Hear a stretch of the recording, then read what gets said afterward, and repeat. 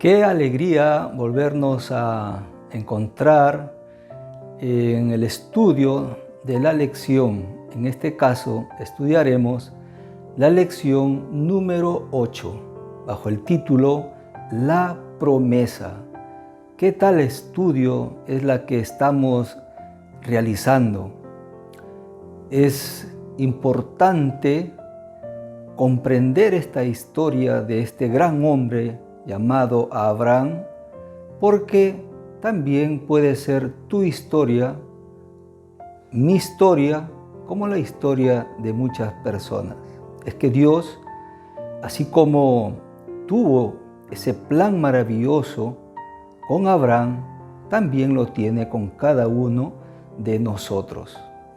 El texto de estudio de esta semana se encuentra en el libro de Génesis, en el capítulo 24, versículo 1. Y ahí el Señor muestra diciendo que ya Abraham era viejo y avanzado en años. Sin embargo, Dios había bendecido y engrandecido en todo a Abraham. Vamos a centrarnos en 4 aspectos muy importantes en el estudio de esta semana. La primera tiene que ver con la prueba y la provisión. Génesis capítulo 22, versículo 1, el Señor nuevamente se acerca a Abraham para probarlo. Qué interesante nuestro Dios. A Abraham lo probó de diversas maneras. Le ha ido probando, por ejemplo, antes que salga de Ur de los Caldeos, Dios lo probó ahí a Abraham. ¿De qué manera? Con su familia, en el entorno familiar. Recuerden que la familia era idólatra, pero él se mantuvo firme, se mantuvo fiel en los propósitos de Dios. ¿En qué más fue probado Abraham? Fue probado cuando Dios le dijo que salga de Ur de los Caldeos. Y él obedeció, dejó todo para obedecer lo que Dios le había dicho. Prueba tras prueba. Y como ven, no era la primera vez que Abraham había sido probado. En realidad, Dios ha ido probándole a cada momento a Abraham. Por ejemplo, inclusive con el trato de su sobrino Lot, donde él demostró la capacidad de solidaridad, la capacidad de benevolencia con la familia. ¿Recuerdan cuando hemos estudiado esos temas importantes en el pasado? También fue probado cuando llegaron a Siquem, allí en las tierras cananeas. Hubo hambre, fue probado ahí Abraham. También fue probado cuando llegó a Egipto. ¿Recuerdan la historia cuando él le dice a Sarai, su mujer, que le diga que no era su mujer, que era su hermana? Y de esa forma también podemos ver con Agar. En fin, Abraham, si comenzamos a arrastrar la vida de Abraham, Dios probó de diversas maneras a este Hijo de Dios. Es que Dios, en medio de las pruebas, ¿saben? El Señor va puliendo nuestra fe, va puliendo también nuestro carácter, nuestro ser entero. La palabra de Dios habla que nosotros somos como arcilla, como un barro, donde Dios, el alfarero, nos tiene que ir moldeando, ¿verdad? O también somos como el oro, que estamos envueltos, pegados con escorias, con otros elementos dañinos, pero que el Señor con el fuego, con el crisol, va a ir puliendo la vida de cada ser humano. Qué interesante nuestro Dios, cómo el Señor nos va probando cada momento, cada instante, para ver hasta dónde nosotros podemos llegar y afrontar cuando Dios tenga que usarnos para algo espectacular en la tierra. Y yo quiero que entiendas bien esta parte. Dios siempre busca a quién usar para hacerlo extraordinario, como lo hizo con Abraham y como con muchos hombres bíblicos y también hombres y mujeres en la actualidad. En este sentido, viene la prueba mayor. Es que Dios lo estaba llevando para ver, hacerle probar y tener algo muy interesante con una de las pruebas grandes con su hijo, de sacrificar a Isaac. Ustedes leyeron ya la historia, cómo él aceptó el desafío, cómo él pudo conversar inclusive con su pequeño hijo de lo que Dios le había indicado, sacrificar a su propio hijo. Miren, Dios ya sabía qué es lo que hay en el corazón de sus hijos. Dios ya conocía qué es lo que hay en el corazón, que había en el corazón de Abraham. Y también Dios sabe qué es lo que hay en vuestros corazones. En el libro de Deuteronomio, capítulo 8, versículo 2, y en el libro de Éxodo, en el capítulo 20, versículo 18 al 20, encontramos ahí cómo hacerse referencia a que Dios conoce nuestros corazones. Y también hace referencia de la seguridad de la gracia divina en la vida de los seres humanos. Cuando uno se deja llevar por el Señor, cuando uno se goza en hacer cumplir sus promesas y los planes que tiene para nosotros. Por eso que en el libro de Génesis, en el capítulo 22, versículo 12, dice que Dios ya conocía el corazón de Abraham y sabía que Abraham iba a ser fiel, iba a ser leal. En esta primera parte, entonces podemos apreciar dos cosas muy preciosas en la vida de Abraham y que debe eso suceder en nuestra vida. Número uno, es que vamos a ser siempre probados. Siempre vamos a ser probados. Y en segundo lugar, Dios siempre nos dará el privilegio de poder levantarnos si en caso somos vulnerables y caemos en las tentaciones.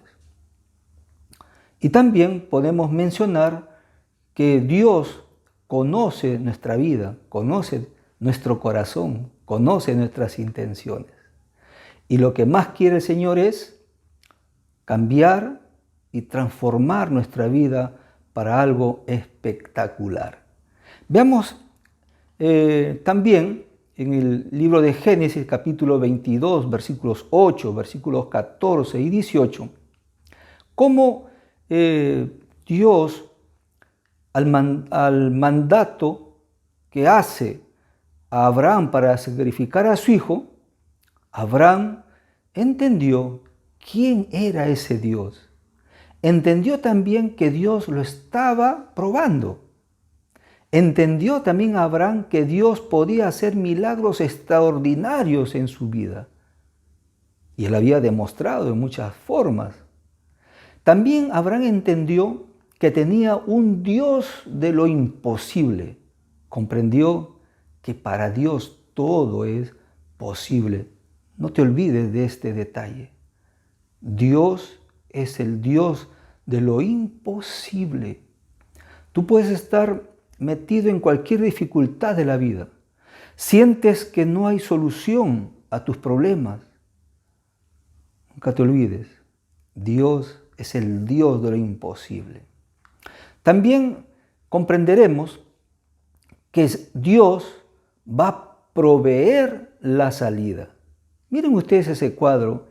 Abraham llevando a su hijo, habían juntado ya la leña, habían preparado el burrito y estaban caminando, pero no estaba el animalito que iba a ser sacrificado.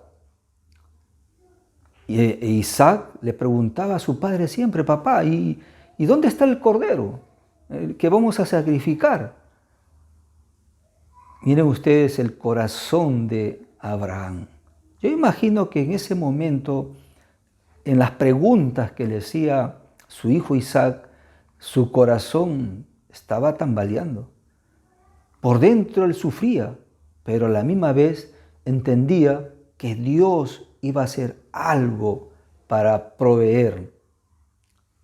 Y cuando ellos llegaron al monte, levantaron el altar, colocaron piedra sobre piedra, colocaron la leña, cuando de pronto allí en el cielo había mucho movimiento, porque los ángeles estaban presurosos a que Abraham no matara a Isaac.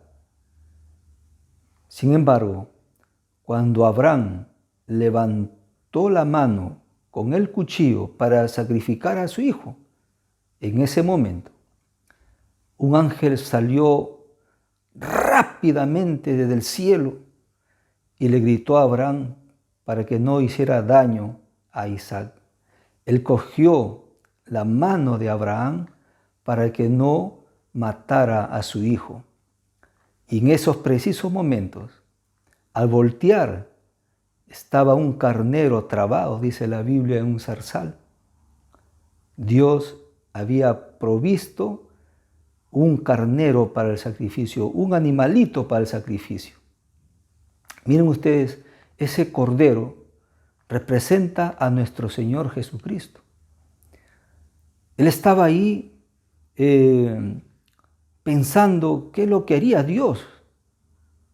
Pero miren cómo una vez más el Señor le muestra a Abraham lo grandioso que podría ser. Y ahí estaba el cordero, listo para ser sacrificado.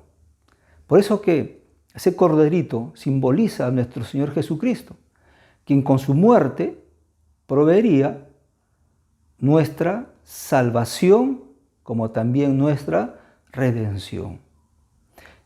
En el Evangelio de San Juan, en el capítulo 8, versículo 56, dice que Abraham, vuestro padre, dice el apóstol Juan, se gozó de que había de ver mi día y lo vio y se gozó.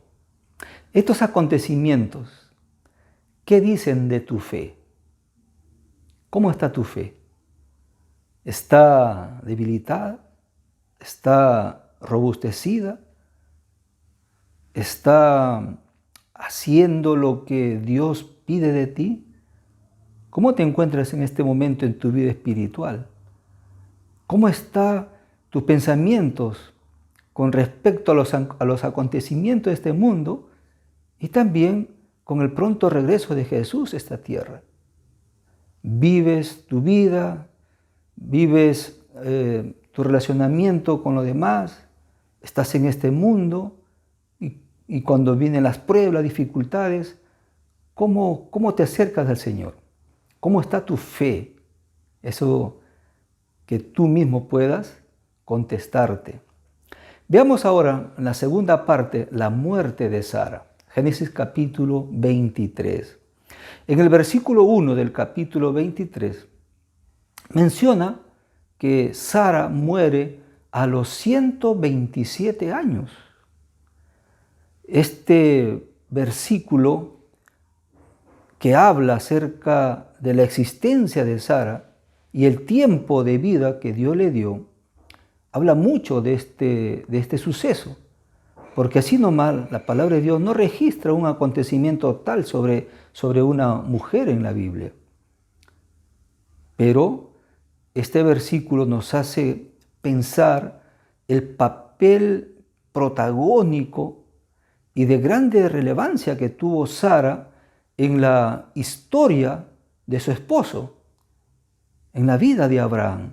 Fue muy protagónico la historia de Sara, aún a pesar que tuvo dificultades, quiso adelantarse al plan de Dios, en fin, todo eso lo sabemos, la Biblia, la palabra de Dios, nuestro Dios, no esconde nada de la vida de los seres humanos. Sin embargo, Sara, aún a pesar de todo, cumplió un papel muy interesante en esta historia, en la vida de su esposo. Sabemos en la profundidad de la Biblia el dolor que eso le causó a Abraham, pero nosotros aquí estamos sacando conclusiones muy valiosas. En este sentido, también va para todas las damas, ¿verdad? De también formar parte juntamente con la familia, con el esposo, con los hijos en la iglesia, de llevar a cabo un papel especial en la conducción de los que lleva a cabo en el hogar o donde quiera que esté, en el plan salvífico. Un saludo especial para todas aquellas mujeres abnegadas que aún a pesar con la familia se dedican a las cosas de su iglesia, en las cosas de Dios. En esta muerte de Sara también encontramos un episodio muy impresionante, como siempre Abraham, aún en el sufrimiento, en el lloro, en el luto, se puede apreciar a Abraham de la buena reputación que gozaba en esas tierras paganas. Un hijo de Dios gozando de buena reputación. La gente en su entorno y también en lejanas tierras se escuchaba la gran reputación que tenía este hijo de Dios. Era considerado como un príncipe. Miren el capítulo 23, versículo 6 de Génesis, que dice: óyenos, Señor nuestro, le dice la gente a Abraham, tú eres un príncipe de Dios entre nosotros. ¿Qué tal palabras sobre este gran hombre, este gran hijo de Dios? Sepulta a tu mujer, sepulta a tu muerta en lo mejor de nuestros sepulcros, pues ninguno de nosotros te negará su sepulcro, ni te va a impedir que entierres a tu muerta. Vamos, tú eres un buen hombre, eres un gran amigo, eres una gran persona. Así que toma las tierras para que ahí pueda ser tu heredad donde puedan enterrar a sus muertos. Dios, queridos amigos y hermanos, Dios tuvo en cuenta esta reputación en sus planes con Abraham. Qué lindas enseñanzas, ¿verdad? En tercer lugar, apreciamos ahora un acontecimiento que también es protagónico y muy importante en la vida de los jóvenes y de aquellos que buscan una novia o un novio para casarse. Y lo encontramos, este episodio, en la historia de Isaac. Génesis capítulo 4, ¿no? Ya Abraham consideraba que Isaac, más o menos a los 40 años, ya debería estar casado, y él tiene en mente, porque así tenía que ser, preservar el linaje de la simiente salvífica a través de Isaac. Dios le había dicho que de su descendiente de él, ¿no? Vendría prácticamente el Salvador del mundo.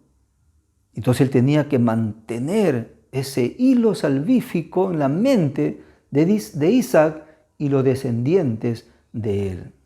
En este sentido, él quería también mantenerlo fuera de las costumbres paganas y de las mujeres cananeas.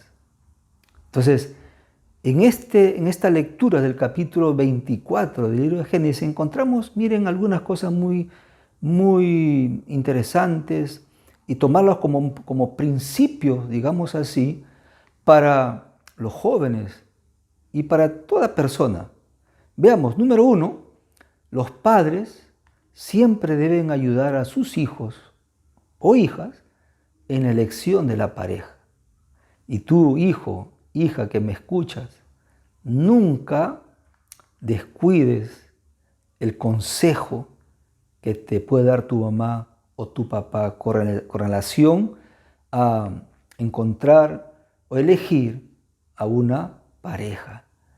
Número 2, los padres deberían orar mucho por los hijos. Si tienes ahí un varón, tienes una dama como hijo, ora bastante para que Dios pueda ayudar a encontrar a ese muchacho o a esa chica el esposo ideal. En tercer lugar, los consejos de los padres son muy importantes. Capítulo 24, versículo 7, versículo 12, ahí vemos cómo Abraham imparte sabiduría, inclusive a su siervo que va a ir en busca de la futura esposa de Isaac, cómo obedecen los requerimientos de Abraham.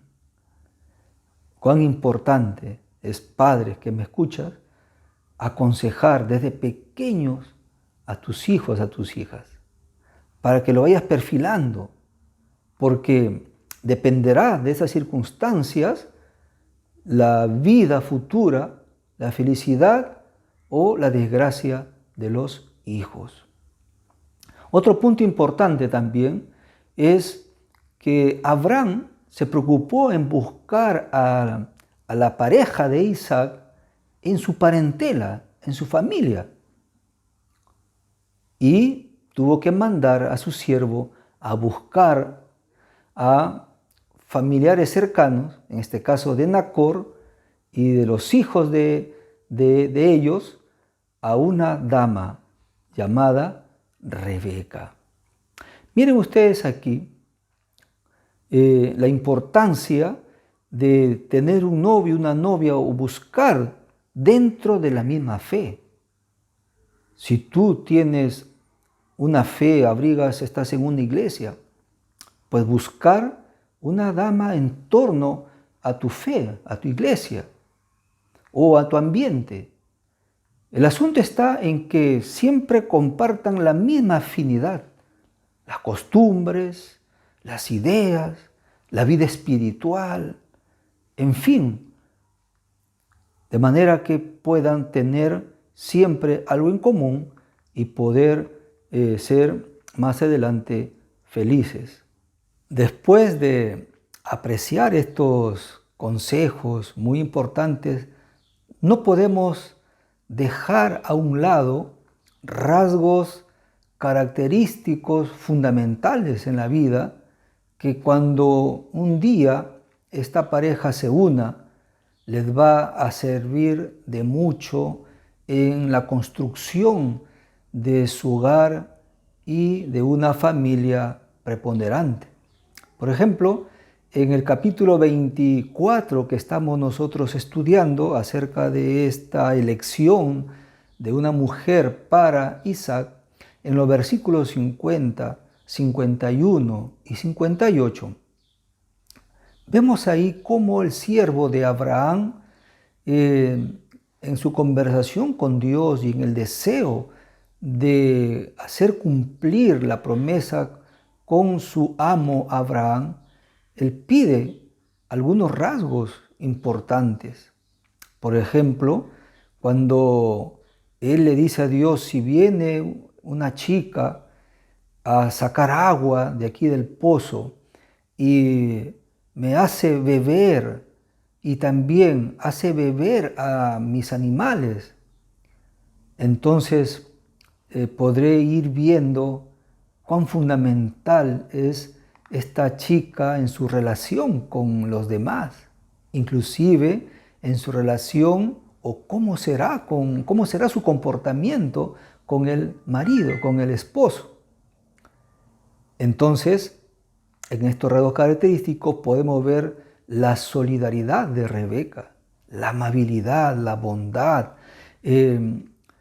Podemos ver también rasgos serviciales importantísimos, respetuosas y también sobre todas las cosas muy espirituales, donde señoritas y jóvenes puedan tener una relación fervorosa con Dios. Jóvenes y señoritas que puedan amar a Dios sobre todas las cosas, que puedan mantener una vida espiritual loable con Dios, con su prójimo, en su familia. Son de veras rasgos muy importantes. De repente tú me estás escuchando, joven o señorita, y tú dirás, yo no tengo esos rasgos, ¿qué será de mi vida? No digas eso. Estamos estudiando que para Dios nada es imposible. De manera que si tú crees que tienes alguna deficiencia de estas virtudes, entonces clámale a Dios, pídele a Dios que te ayude a tener estos rasgos muy importantes, porque créeme, en tu pareja tú vas a encontrar en esas virtudes cosas que te van a hacer feliz, ¿sí? Más adelante. Cuando tengas tus hijos, cuando ya construyas tu hogar, cuando pasen los años y no estemos viendo 5 o 10 años y nuevamente tengan que estar cambiando de pareja, cosa que Dios no aprueba ese tipo de relaciones. Sin embargo, aún a pesar de todas estas cosas, miren ustedes que podemos notar algo muy importante, fundamental, que es el libre albedrío. Es decir, todo ser humano, todos nacemos con ese toque maravilloso de Dios en nuestra vida, porque somos seres humanos, no somos un robot, no somos autómatas, somos personas con conciencia, que pensamos, que podamos tomar decisiones fundamentales en la vida. Y eso se llama libre albedrío. Es decir, para que tú puedas hacer o tomar decisiones importantes y que nadie así nomás te imponga. Esta chica Rebeca, cuando se le consultó, se demuestra que ella podría tomar la decisión de ir o no viajar con el siervo hacia las tierras de Isaac. En este sentido, podemos mencionar también es igual con la salvación.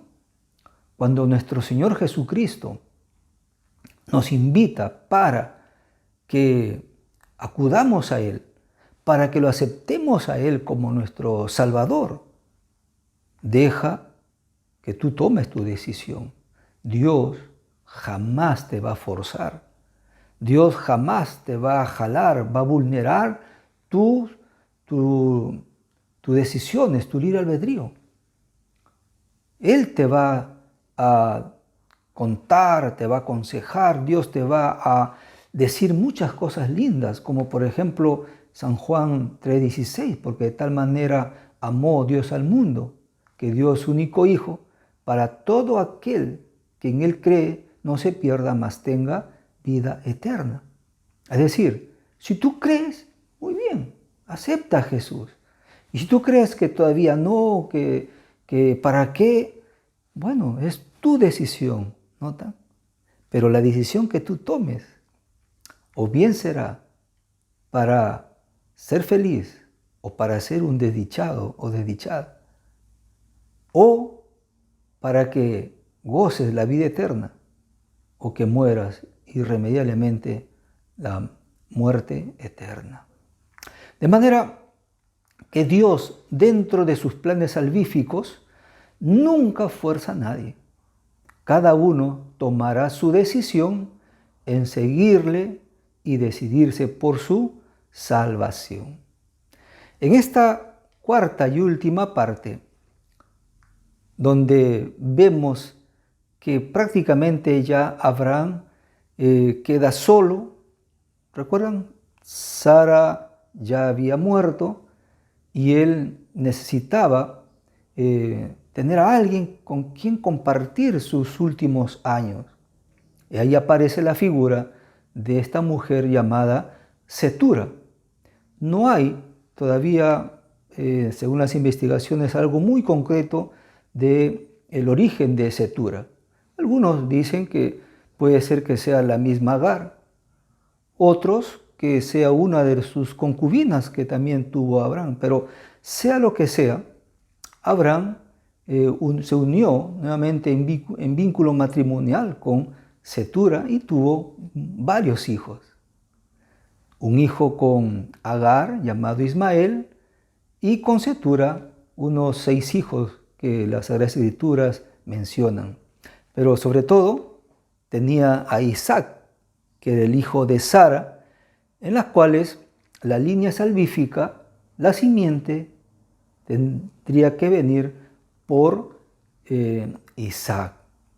Por ese motivo es que en el capítulo 25 de Génesis, versículos 5 y 6, Abraham evitó cualquier influencia espiritual negativa concerniente a Isaac y hacer una clara distinción entre los de la simiente prometida, en este caso de Isaac, y de los que no son, relacionándolo con los hijos de Agar y con los hijos que tuvo con Setura. En este sentido, Abraham cuidó la genealogía del plan de salvación. Él cuidó esa simiente del plan que Dios le mencionó vez tras vez a Abraham.